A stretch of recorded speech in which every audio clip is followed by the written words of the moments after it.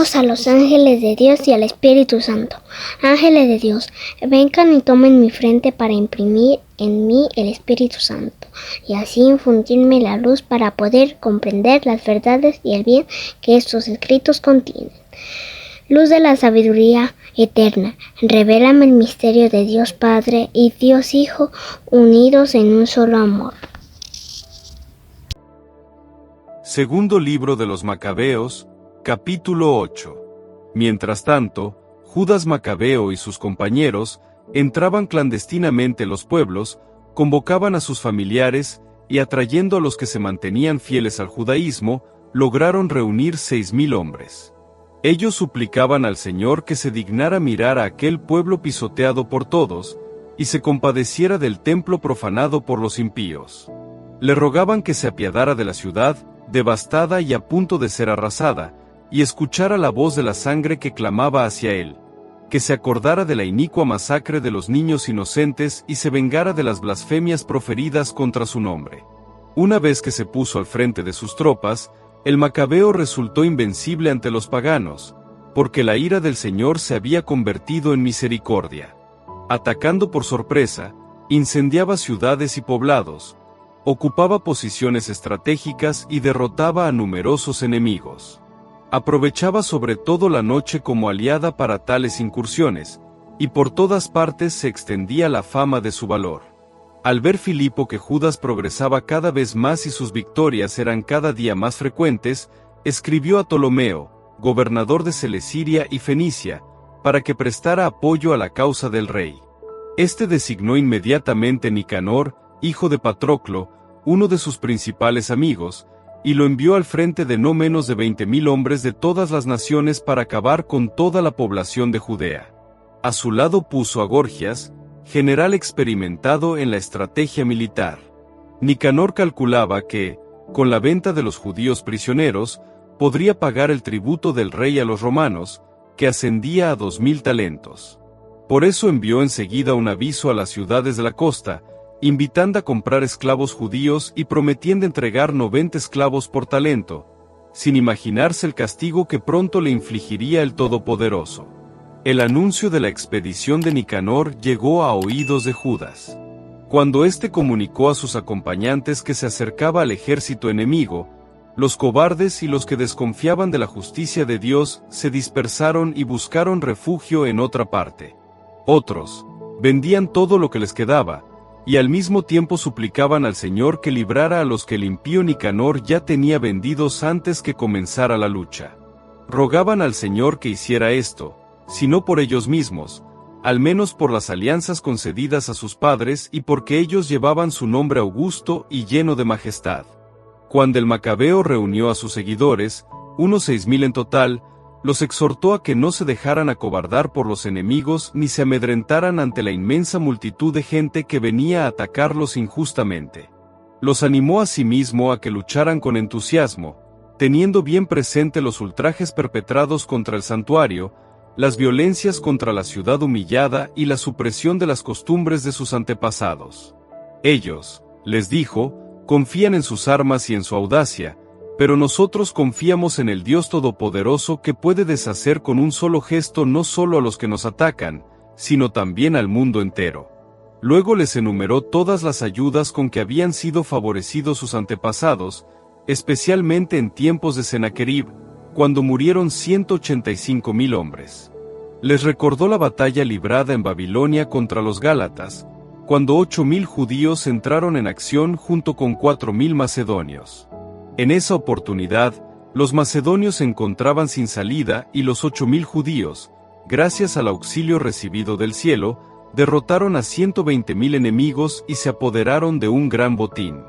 Con estas palabras, los enardeció para la lucha, y los animó a morir por las leyes y por la patria.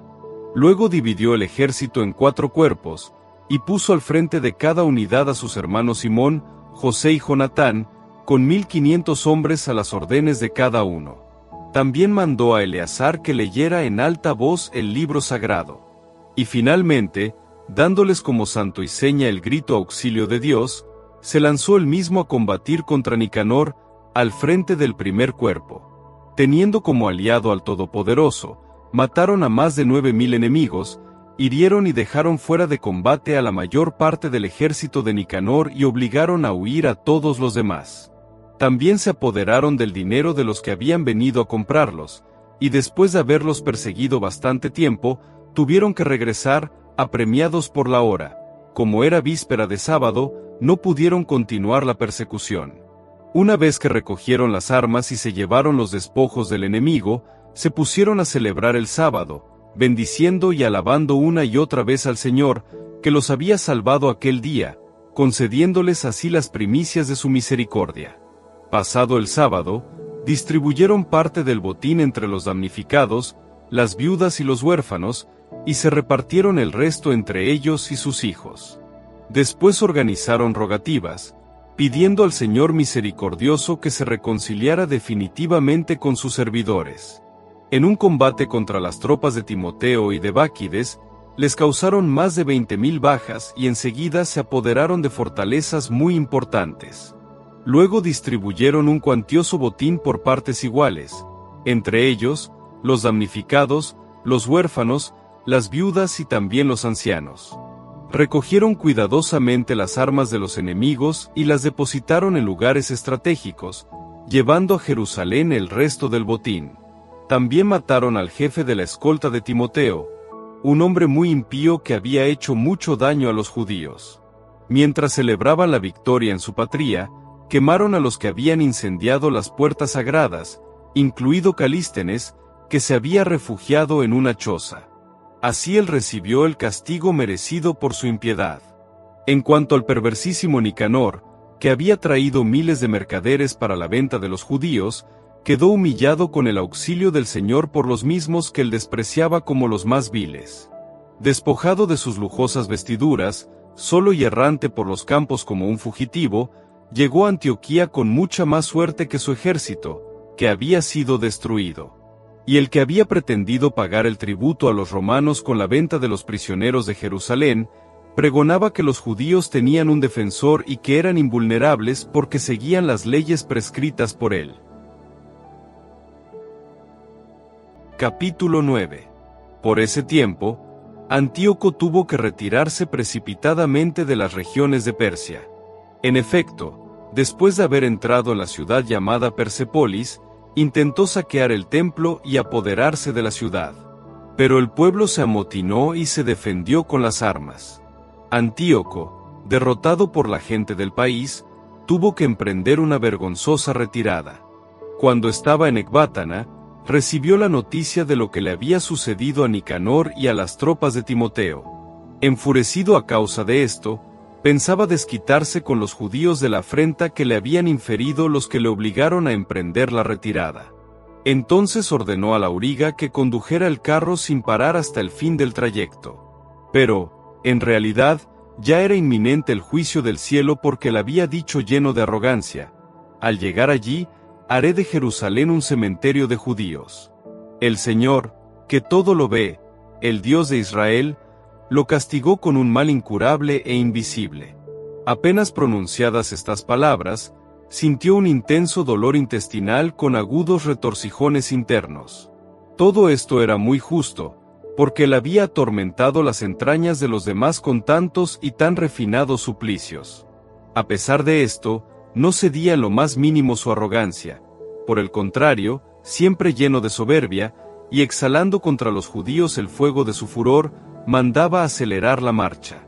Pero mientras avanzaba velozmente, se cayó del carro y todos los miembros de su cuerpo quedaron lesionados por la violencia de la caída. Aquel que poco antes, llevado de una jactancia sobrehumana, creía dictar órdenes a las olas del mar y pensaba pesar en la balanza las cimas de los montes, era llevado en camilla, después de haber caído en tierra. Así ponía de manifiesto a los ojos de todos el poder de Dios. Su estado era tal que del cuerpo del impío brotaban los gusanos. Estando vivo aún, la carne se le caía a pedazos, en medio de dolores y sufrimientos, y el ejército apenas podía soportar el hedor que emanaba de él. A causa de ese olor insoportable, nadie podía llevar ahora al que poco antes se creía capaz de tocar los astros del cielo. Solo entonces, en aquel estado de postración, comenzó a ceder en su desmedida soberbia y a entrar en razón, por los dolores que se hacían cada vez más intensos a causa del castigo divino. Como ni él mismo podía soportar su propio hedor, exclamó: «Es justo someterse a Dios y no creerse igual a Él, siendo un simple mortal». Aquel malvado rogaba al soberano, de quien ya no alcanzaría misericordia, prometiendo que declararía libre a la ciudad santa, a la que antes se había dirigido rápidamente para arrasarla y convertirla en un cementerio, que equipararía con los atenienses a todos aquellos judíos que había considerado dignos, no de una sepultura, sino de ser arrojados, junto con sus hijos, como pasto de las fieras y de las aves de rapiña, que adornaría con los más hermosos presentes el templo santo que antes había saqueado, que devolvería con creces los objetos sagrados y que proveería con sus propios ingresos los fondos necesarios para los sacrificios, y finalmente, que se haría judío y recorrería todos los lugares habitados, proclamando el poder de Dios. Como sus dolores no se calmaban de ninguna forma, porque el justo juicio de Dios se había abatido sobre él, y desesperando de su salud, escribió a los judíos, en tono de súplica, la carta que se transcribe a continuación. Antíoco, rey y general, saluda a los judíos, ciudadanos respetables, deseándoles felicidad, salud y prosperidad. Si ustedes y sus hijos se encuentran bien y sus asuntos marchan conforme a sus deseos, damos inmensas gracias por eso. En cuanto a mí, que estoy postrado sin fuerzas en mi lecho, conservo un afectuoso recuerdo de ustedes y de sus buenos sentimientos. Cuando regresaba de las regiones de Persia, contraje una penosa enfermedad, y he creído conveniente preocuparme por la seguridad de todos. No es que desespere de mi salud. Al contrario, tengo mucha confianza de que podré recuperarme de mi enfermedad. Sin embargo, he tenido en cuenta que cuando mi padre emprendió una campaña a las regiones de la meseta, designó a su futuro sucesor. Así, si sucedía algo imprevisto o llegaba una noticia desagradable, los habitantes de las provincias no se perturbarían, sabiendo de antemano a quien quedaba confiado el gobierno. He tenido en cuenta, además, que los soberanos de los países vecinos a mi reino están al acecho, esperando cualquier ocasión favorable. Por eso, he decidido designar rey a mi hijo Antíoco, a quien muchas veces, durante mis campañas a las provincias de la meseta, ya he presentado y recomendado a la mayor parte de ustedes. También a él le he escrito la carta que aquí se adjunta. Y ahora les pido encarecidamente que recuerden mis beneficios públicos y privados, y perseveren en sus buenos sentimientos hacia mí y hacia mi hijo. Porque estoy persuadido de que él seguirá con moderación y humanidad el programa que yo me he trazado, y así se entenderá bien con ustedes. Así murió aquel criminal y blasfemo, padeciendo los peores sufrimientos, como los había hecho padecer a otros, terminó su vida en un país extranjero, en medio de las montañas y en el más lamentable infortunio. Filipo, su compañero de infancia, conducía el cadáver, pero no fiándose del hijo de Antíoco, se dirigió a Egipto, donde reinaba Ptolomeo Filométor. Cantar de los Cantares, capítulo 3. En mi lecho, durante la noche, busqué al amado de mi alma. Lo busqué y no lo encontré. Me levantaré y recorreré la ciudad. Por las calles y las plazas buscaré al amado de mi alma. Lo busqué y no lo encontré. Me encontraron los centinelas que hacen la ronda por la ciudad. Han visto al amado de mi alma. Apenas los había pasado. Encontré al amado de mi alma. Lo agarré y no lo soltaré hasta que lo haya hecho entrar en la casa de mi madre, en la habitación de la que me engendró. Júrenme, hijas de Jerusalén, por las gacelas y las ciervas del campo, que no se despertarán ni desvelarán a mi amor hasta que ella quiera. ¿Qué es eso que sube del desierto, como una columna de humo perfumada de mirra y de incienso y de todos los perfumes exóticos? Es la litera de Salomón. La rodean 70 guerreros de los más valientes de Israel, todos ellos provistos de espada, adiestrados para el combate, cada uno con su espada a la cintura, por temor a los peligros de la noche. El rey Salomón se hizo una litera con maderas del Líbano. Sus columnas las hizo de plata, su respaldo de oro, su asiento de púrpura, con el interior revestido de ébano. Hijas de Jerusalén, salgan a contemplar al rey Salomón con la corona que le ciñó su madre, el día de su boda, el día de su alegría. Padre, te da gloria a tu Hijo en el Espíritu Santo, como era en el principio, es ahora y siempre, por los siglos de los siglos. Amén. Apocalipsis 17.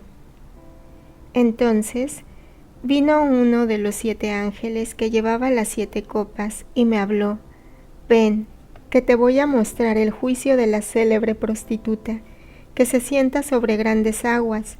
Con ella fornicaron los reyes de la tierra, y los habitantes de la tierra se embriagaron con el vino de su prostitución. Me trasladó en espíritu al desierto, y vi una mujer sentada sobre una bestia de color escarlata, cubierta de títulos blasfemos. La bestia tenía 7 cabezas y 10 cuernos. La mujer estaba vestida de púrpura y escarlata. Resplandecía de oro, piedras preciosas y perlas. Llevaba en su mano una copa de oro llena de abominaciones, y también las impurezas de su prostitución, y en su frente un nombre escrito, un misterio: la Gran Babilonia, la madre de las prostitutas y de las abominaciones de la tierra. Y vi que la mujer se embriagaba con la sangre de los santos y con la sangre de los mártires de Jesús. Y me asombré grandemente al verla, pero el ángel me dijo: ¿Por qué te asombras? Voy a explicarte el misterio de la mujer y de la bestia que la lleva, la que tiene 7 cabezas y 10 cuernos. Simbolismo de la bestia y de la prostituta. La bestia que has visto era y ya no es, y va a subir del abismo, pero camina hacia su destrucción. Los habitantes de la tierra, cuyo nombre no fue inscrito desde la creación del mundo en el libro de la vida, se maravillarán al ver que la bestia era y ya no es, pero que reaparecerá. Aquí es donde se requiere inteligencia, tener sabiduría. Las 7 cabezas son 7 colinas sobre las que se sienta la mujer.